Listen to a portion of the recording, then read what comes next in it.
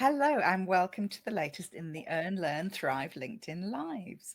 And with me today, I have Amanda Croft, and we're going to be talking about theatre skills, improvisation, and how these can be applied both to your work as teachers, if you're a teacher, or to your professional development if you're a business person. Can you tell us a little bit then, Amanda, about yourself and about style?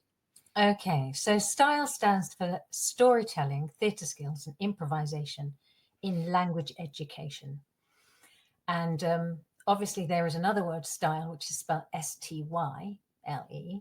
And so it sounds the same, but just spelled differently. So Amanda Croft teaches storytelling, theatre skills and improvisation with style.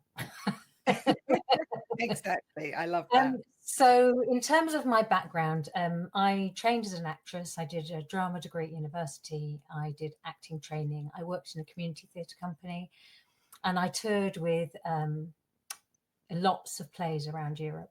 So essentially it's called TIE, which is Theatre in Education.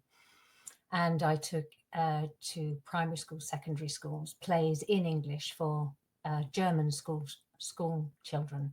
And the theatre company was called White Horse Theatre Company. I don't know if it still exists. Maybe it does. I don't know. And actually, I combined that also with language teaching. So I did my initial qualification in 1991, and I've been interested in the combining both of those aspects really for a very long time. And in 2011, I completed a master's in gesture and language acquisition because I was very interested in. I gesture a lot as a person, and what I was interested in is the fact that it was seen at that point in time. I don't know if it's changed, that gestures kind of made up for lack of vocabulary or lack of words. But for me, I feel like gesture and language were combined, and that as a native speaker of English, I still gesture a lot. I'm not making up for a lack of words, although sometimes I do. I search for words just as a non-native speaker will search for words. And I'm interested about how we recall those words, and gesture often helps to recall vocabulary. Fascinating. Yeah, no, I think there's such an interesting sort of intersection between these things. I mean, we discovered when we first spoke together, didn't we? We were both doing a drama degree at pretty much the same time, Yeah. but at different universities. So yeah, that's certainly something that I have some interest in.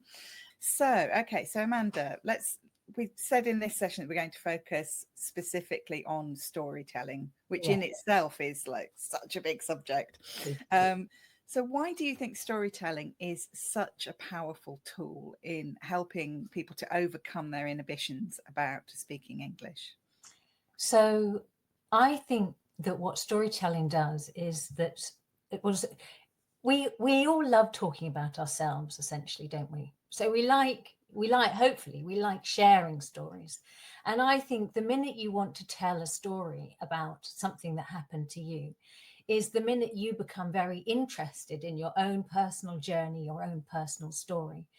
And in telling that story, immediately you overcome the inability that you might have otherwise. You might lack words, for example. You might lack some people might think, oh no, I don't want to tell that story, I'm too scared to tell that story. But actually sometimes the joy of telling that story overcomes any kind of inhibition. And I think it's interesting because I have got one student at the moment who came to me, and she's done a lot of lessons with other people, and she said, I don't want to do any grammar in our lessons. I said, well, what do you want to do? And she said, oh, well, I want to be able to tell stories when I socialize. And I think, well, you've come to the right place then. But it's really interesting. So I think sometimes learners don't actually know how to tell a story. So this we brainstormed lots of different topics for telling stories. Lost and found, success stories, discovery stories, things where we learn something, and misunderstandings, funny things that happen to us. So we brainstormed lots of different things, and then I said, so what topic would you like to start with? What story would you like to tell? And she said, I'd like to tell a story about lost and found. And I said, okay, great, let's go. You tell me the story about lost and found. She said, okay, so my tortoise is lost. I was like, okay, yeah. So your tortoise is lost. Have you tried to look for your tortoise? Yes, I tried to look for my tortoise. I can't find it. And I was like, okay. Now, for me, in that essence of that particular story, she hasn't told me anything about the tortoise. She hasn't told me about how long she's had the tortoise. She hasn't told me why it's important that she finds the tortoise. You know, there's no story. Essentially, there's Yeah. no story. So what she needs so I asked her questions. So I Mm. said, so why is the tortoise? Because I didn't feel anything about this story. Mm. Okay, you lost a tortoise. I don't care. You know, I don't really. So I asked her some questions. So I said, how long have you had the tortoise? How did you go out to a pet shop and buy the tortoise? Or no, she said, my sister gave it to me. And it was because she had a tortoise and her tortoise had children. And her tortoise had 2 children, and she gave me one of the children. And she gave this to me before I had my own children 16 years ago. So suddenly we've got a context for the story. Mm-hmm. And I realized that this lost tortoise is a family companion that she's had for 16 years before she even became a mother herself. Suddenly, this story has more impact, is more interesting. There's more emotionally at stake with the tortoise being lost. And then I said, so why is it a problem that you've lost your tortoise? I thought tortoises hibernate and that it's natural that they, you know, you won't see them for months until the spring comes. You see, yeah, that is true. But we don't know where the tortoise is in the garden. We don't know. And the possibility is that it can be attacked by rats or rodents that can kind of find the tortoise in hibernation and attack it. So suddenly there's even more emotion involved with the fact that it really needs to find where the tortoise is. Threat. And suddenly, guess what? I care about that tortoise. And I think that simple story, hopefully, identifies exactly what you need to do in good storytelling. You need to provide a context for it. You need to provide the problem, and then, of course, what the solution is and how you're going to find it. I mean, she sent her dog out looking for the tortoise. Unfortunately, the dog didn't find it either. But I'm now, every time we have a session, I say, you know, they begin the session with any news on the tortoise. I was just going to say, now I want to know whether she found it.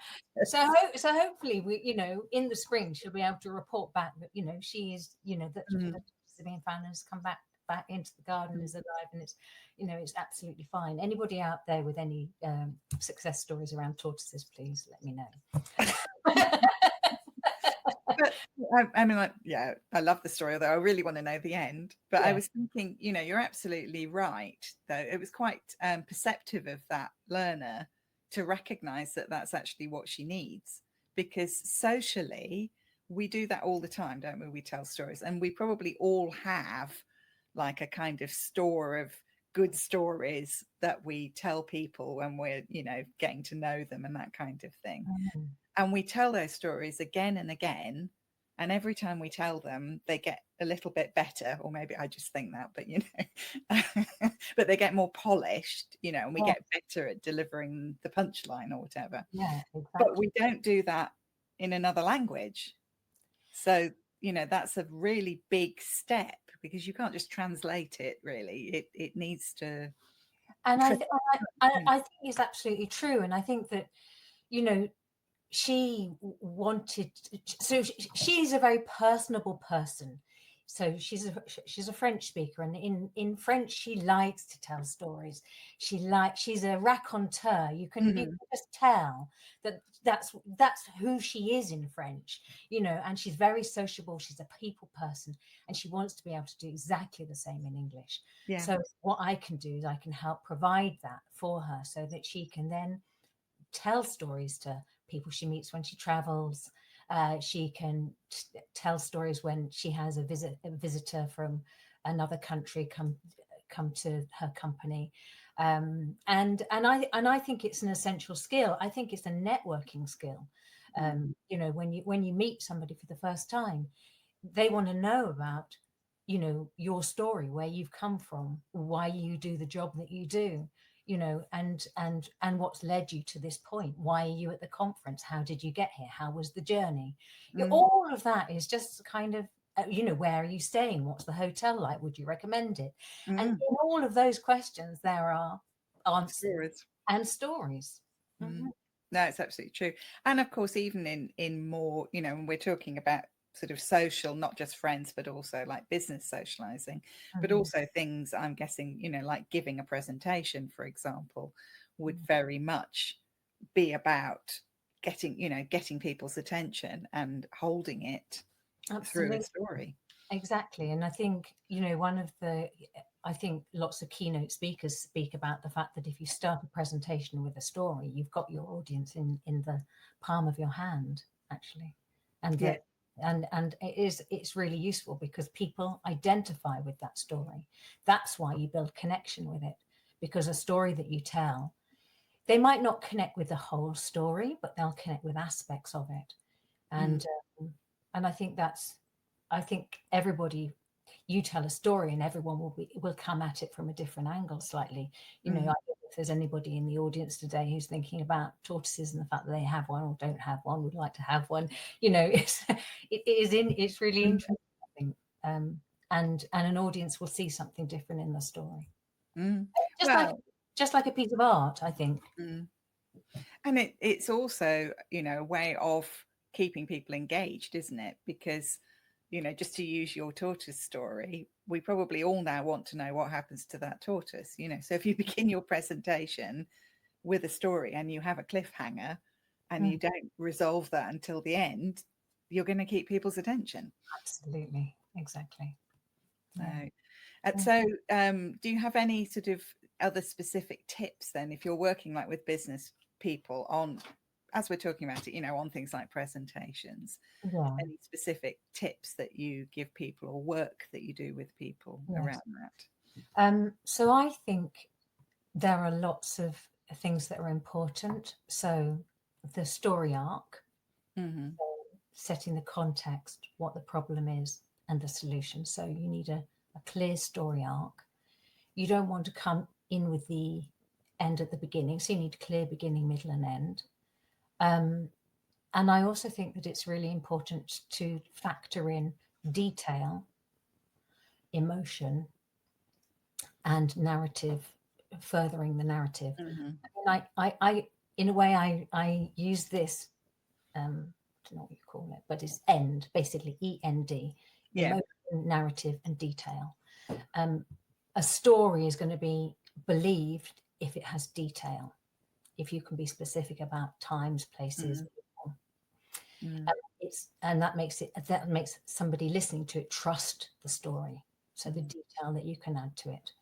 Then, of course, you want the emotional connection. So, what were the emotions that you felt in this story? Mm-hmm.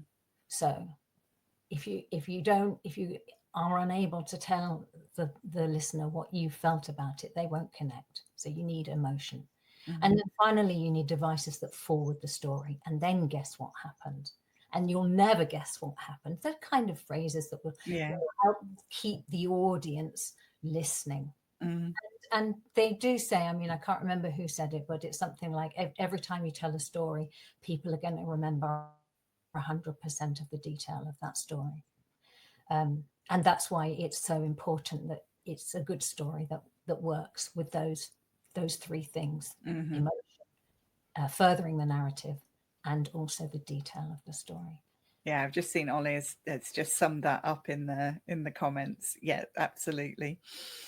So we talked a bit about you know, how storytelling can work for helping adult students, I think, including sort of Yeah, like business people. What yeah. about with younger students? So I think it's really important for teenagers at the moment, and I feel that it really serves a purpose. Um, our young learners are in a very difficult situation at the moment in the 21st century. And the reason that they are in this difficult situation is that a number of factors have played that are beyond their control, but have played a huge part in their development. One of those is COVID and isolation. And then the other big factor is social media and mobile phones. And all of these have played a huge part in disconnecting our young people from each other. And I think that it's really, really crucial. And I think it's just not just in language learning environments, but I also think in native speaker environments, in English schools, as much as in non-native speaking situations. I think our young people need to be able to talk to each other. Often they don't know how to. So what they do is they end up texting, messaging each other. But when it actually comes to face-to-face conversation, they don't know how to have it. They don't know how to have that conversation. They don't know how to tell a story. And I think it's really, really crucial that our young people are given the opportunity to stand up, leave their desk, leave their notebook, and interact with each other, creating stories, using their imagination, and discovering something about each other. I mean, obviously, teenagers are in a very delicate situation as well because they're developing, they're going from children to adults. And that's not easy. We've all been there. We all know what it was like to be a teenager, and going from a position of being a child to being an adult is not an easy transition. And on top of that, you have academic duties. You're supposed to write essays and do exams and be good and get good scores because your future depends on it. And that's the kind of thing they're being told. And I feel like drama, storytelling, improvisation gives a kind of blessed relief from that kind of academic pressure. But also the other thing that it does is it gives young students the opportunity to explore their feelings and empathize with each other and look at the issues or the challenges that they're facing as teenagers and social media. And to be able to express and talk about that is so important, because then they realize that they're not feeling it alone. They're feeling it as a community. And when they feel it as a community, then they begin to learn something about themselves and something about each other. And it forms a bonds and strength and understanding. Yeah, no, that's super powerful. And a big part of what you do actually is helping other teachers learn how to use these kinds of techniques with their students, isn't it? Tell us a bit more about that. Okay, so the course that I'm running in April, it's a 3-day course, and we look at the 3 areas. So it's broken down into 3 days because I want to look at each part of each aspect individually. So we look at storytelling on the first day. We look at theatre skills on the second day, which includes things like projection. It includes things like intonation. It includes games, lots of theatre games, which is about working as a team, because every theatre production is about a group of people working as a team to produce a story at the end that is somehow powerful or meaningful to the audience who listens or sees it. And then the third element is improvisation, so the ability to act spontaneously. And of course, the ability to act spontaneously is through each of those things. So there's storytelling involved, there are theatre skills involved, and then the improvisation. Let's act in the moment, let's create a story. And for me, always what's really important about improvisation is that we create a very clear boundary. So very clear lines around which the improvisation takes place. So this scene has to start with the first line, and the first line is, "I've never seen you before. Do you often come here?" So that, taking it. So it had, but that creates a boundary already. So creating it with a first line, or first line and last line, you have to start with this first line and you have to end with this line. Another theatre game that I often use is that you have a line which you have to hide in a scene.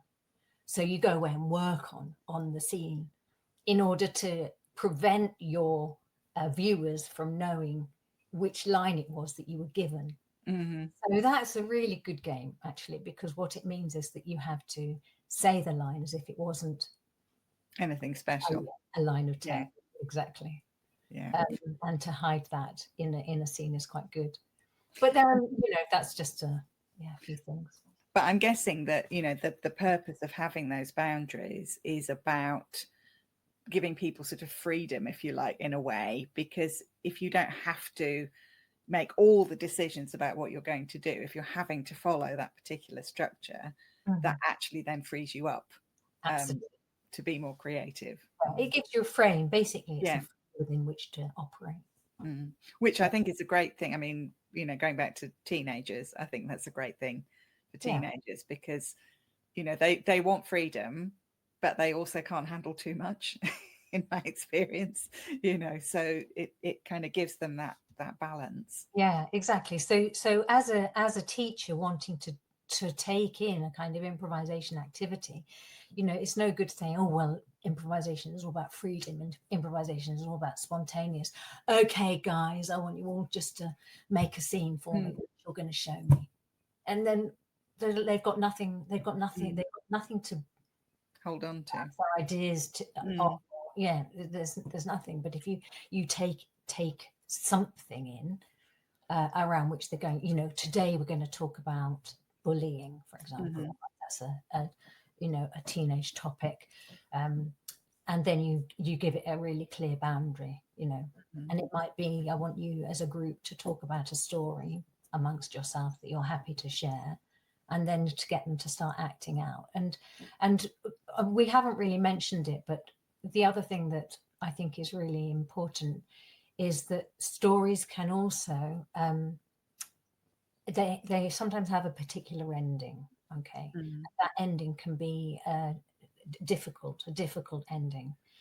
And when I think about learners that have been, or business professionals even, that have benefited from the kind of work that I do, because they're stuck or trapped inside a story that they can't get out of their heads and is limiting their ability to speak in English. But if you redress that story, you get them to talk about how they feel they're being limited, and then what happens as a consequence is that you go, okay, so that's your story.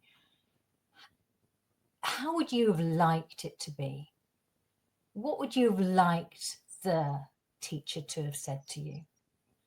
And we can do the same in the kind of stories that we use with teenagers. We can say, okay, so this is how it ended. This isn't great, is it? What can we do to change that?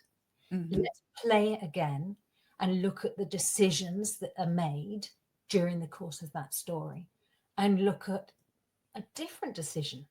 What decision could somebody have taken at that point to have changed the end, so that end doesn't happen, that calamity, that disaster doesn't happen, but something different could have happened from it? And for me, this is just so important. It's about emotional intelligence. It's about empathy. It's about understanding. It's about relating to each other. It's about decision making. It's about solving problems. And it's about coming up with solutions that work. So it's much more than just the language, basically. I mean, the language, of course, is important, because most of us here, I think, are language teachers. But there are lots of other layers as well, is what I'm hearing. I was just looking in the comments. So Huma Hasna Riaz Ahmed saying about bringing, she or he, I can't quite see from here, she encourages her learners to bring in stories in their language, and then explores kind of language transfer. So I think what we're talking about here is like translanguaging, isn't it? Kind of bringing across the cultural differences and the language differences. That's an interesting idea, isn't it? Yeah, absolutely. And I think, again, in mixed cultural lessons, how fabulous is it to share stories from your culture and to learn about each other's cultures through the stories that you tell. Yeah, no, absolutely. And there's a question, a slightly different angle here, but Camilla saying I work with landscape design professionals who have to talk about and describe their concepts and designs to clients. Would storytelling techniques help them? And how would I encourage this? I'm sure you're going to say yes, because I can already think of some ideas. Yes, no, I think it would be a great idea. And I think analogy is wonderful. Analogy is part of storytelling, and I love analogy. So if they can shape their ideas and design ideas in a story, how wonderful is that? Mm. I mean, we taught. One of my Advent stories was about the banana. How to catch a monkey. So yeah, that was an analogy for Mm. letting go of things that are past and moving on to things that you want to address this. Well, because absolutely, because I mean, garden design. I mean, obviously, I'm not an expert in garden design, but it is people want to create something which means something to them, and so that meaning can absolutely be, I would imagine, be conveyed in a story. And it might be a story about the way the garden flows. It might be a story about how they're going to be living in it. It could even be a story about some other client that they worked with, and what impact it had on them when they made these changes. And what they're trying to create, I guess, Mm, in their yeah, garden. What kind yeah, of atmosphere they're trying to yeah, create in the garden. yeah, absolutely fascinating. So just going back to, you mentioned that you have a course starting in April, and this is a live course, Yes. isn't it? So I've got two offers at the moment. I've got a little taster session, which is 2 times 90-minute sessions in February, which are online. One is starting. It's the 7th of February, which is a Friday at 10 a.m. CET, so 9 a.m. English time. And it's just a 90-minute session, and then it's an input session with lots of ideas, and then we have a follow-up session 2 weeks later, which gives participants the chance to practice, put those things into practice. It's an online session because the ideas work just as well online as they do in person, but And they this work. is for teachers, yeah? This is for teachers, Yeah. yes. And then I have another 3-day course, which I described at the beginning, which is the 15th to the 17th of April. And the 18th of April is Good Friday, so it's just before Easter. Yeah. So And that's in Faversham, yeah? that's in Faversham, yes. No. Historic Faversham with its 1,000 years of history. No. Yeah. Well, no. I mean, I've been to Faversham because IATEFL used to be based there. Yeah. So Yeah. it is beautiful. Yeah, lovely place to spend 3 or 4 days. Yeah. So thank you very much then, Amanda. Thank you everybody who's been here listening with us live.